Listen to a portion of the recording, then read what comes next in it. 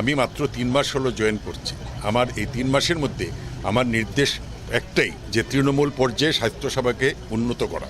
এবং কেন ডাক্তার থাকে না সেই বিষয়ে আমি অলরেডি ডিজি সাহেবকে এবং মন্ত্রণালয়ের সবাইকে বলছি, কোন কোন জায়গায় ডাক্তার থাকে না। অলরেডি যেখানে ছিল না তাদেরকে শোকজ করা হয়েছে এবং তাদেরকে তাদের বিরুদ্ধে ব্যবস্থা নেওয়া হচ্ছে।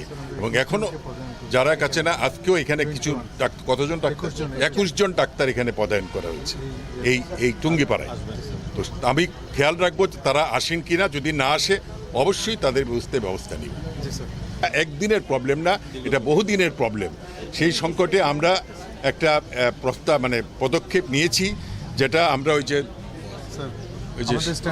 স্ট্যান্ডার্ড সেট আপ সেটা আমাদের অলরেডি অনুমোদন হয়ে গেছে। এইটা নিয়ে আমরা কাজ করছি, দ্রুত আমরা এটা নিয়ে কাজ করবো। জনবল সংকট আমি জানি, এটা আমরা দ্রুত শেষ করার চেষ্টা করব। আর আপনারা যে গরমের কথা বললেন, আমি অলরেডি আমার মন্ত্রণালয় থেকে প্রত্যেকটা উপজেলা সিভিল সার্জনের সবার সাথে একটা নির্দেশ দিয়েছি, হাসপাতালগুলোতে এখন কোনো কোল্ড কেস না ভর্তি করার জন্য। কোল্ড কেস যে রুগীগুলো পরে করার জন্য চিকিৎসা করলে থাকবে, এখন আমরা ইমার্জেন্সির জন্য আমরা বেড খালি রাখবো।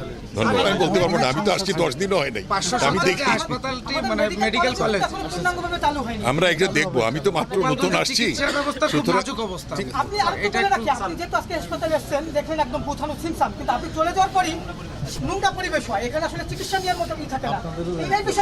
না না, ঠিক আছে।